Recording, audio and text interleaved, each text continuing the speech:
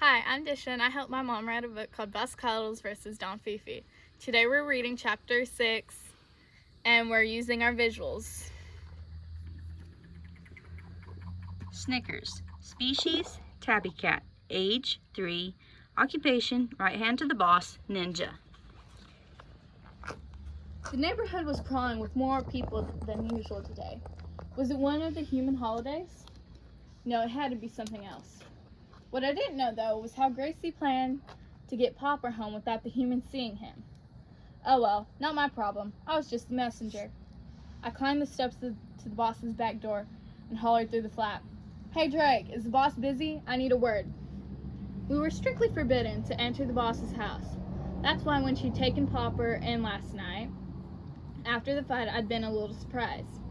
The thing was, though, that good eyes were hard to find, and when they came weaponized, it was even harder. Maybe it wasn't such a mystery after all.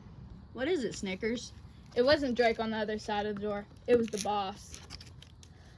I contacted Gracie. She's arranging transportation home for Popper. However, I think you should know there's been an uptick in human activity this morning. Pretty sure I saw a couple of cops and your human servant over at the park.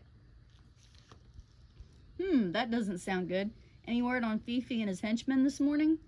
We only had conversations face to face first thing in the morning. Rarely did we see each other outside. Nothing yet. Very well.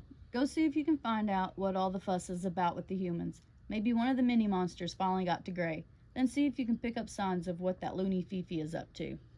I doubted that would be the case, but I wasn't about to tell the boss. There was time enough to spoil her morning later. Will do. I watched the road carefully before I crossed. I didn't trust human drivers. They had eyesight problems. Just look how many animals died on the roads. I really didn't know who was letting them drive. It should have been us cats driving, since we have such excellent eyesight and coordination.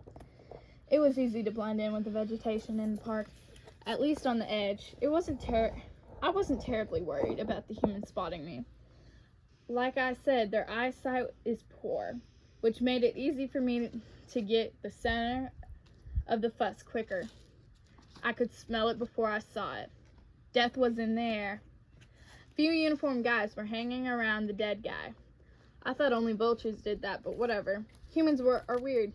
The boss human was there along with the human that had interrupted their morning talk. We needed more intel on this guy. He was starting to pop up all over. If he was animal control, we needed to make sure to not leave home without our collars. But wait, if he was animal control, maybe that was a good thing. Maybe he was finally here to pick up Gray and Emmylou. It sure wouldn't make it my life easier if I didn't have to deal with those two all the time. The stench of body flooded my nose. I was going to have to go home and snatch a bit of catnip when this was done today. It was also probably why I didn't smell Desiree before I saw her.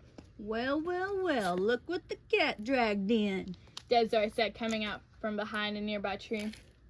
I see the swamp spit you out again. What was it this time? Bad temper? Bad attitude? Or are you just too ugly? A growl started deep in her throat, but she cut it off quickly. It was too late, though. I knew I'd gotten to her. Flash of color movement distracted me for a second. Suddenly, Desiree was there, teeth sunk into my neck, near my shoulders. I bit back a yowl so as not to attract unwanted human attention. I elbowed her in the throat. She coughed and let me go. I spun into a roundhouse kick, my back foot glancing off her whiskers. She brushing past her fur. She came at me again. Stop it, you two. You're going to get caught by the human. Clay materialized nearby, changing out of his camouflage to his normal colors. That's what the flash of color had been. You know what the Don said, Desiree? She took a step back, her whiskers still vibrating, barely suppressing the rage I brought to life. Did I mention I love my job? I smiled. So what brings you two lowlives out here this morning? Looking for your sloppy swamp trolls? None of your business, fur brains. Desiree answered. Clay, I turned to him and asked. I could tell he was trying not to freak out. His little lizard cheeks and chest were heaving in and out rapidly. Nothing. We weren't doing nothing, he answered. I stood and casually took a few steps closer, then leaned down so we were face to face. Oh, really? Nothing, huh? So you two were just out for a normal stroll? Desiree a few streets over from her all-natural living in the woods, and you? Clay, so far from your home? I don't believe you. Leave him alone, Snickers. The growl was back in Desiree's voice. All Clay did was suck air. I can see why you favor him so much, Desiree, I said, petting Clay's back. He turns such fascinating shades of color. I bet he makes a great lookout. I bet he's fun to play with, too. I could feel Clay quivering beneath my paws. Tell me, when she pulls off your tail, will it grow back like other lizards? Desiree stood near me now, the low growl in her throat barely contained.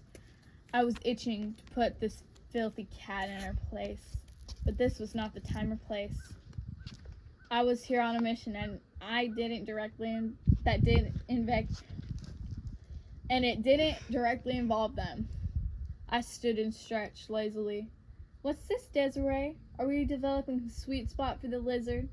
I'm sure he'll make good eating when you get tired of watching his colors change all the time. Without looking back, I sauntered off. I knew she'd be after me as soon as Fifi allowed. Maybe sooner, if she thought she could get away with it. I'd be ready. In the meantime, I knew I'd planted enough seed of doubt in Clay's mind not to trust her. If I could create distraught and petty fighting between Fifi's henchmen, the better it'd be for us. I made my perch in the tree with a good view of the humans. From here, I had a better view of the body. The torn flesh on one side reeked of Emmylou. She was probably in a fit of rage after what Popper had done to Gray and the fight we'd had. These were the times I wish we could talk to humans.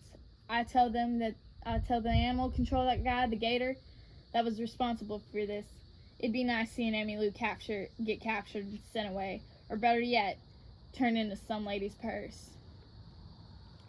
I watched as the boss's human servant talked to the new guy, the one I suspected might be animal control.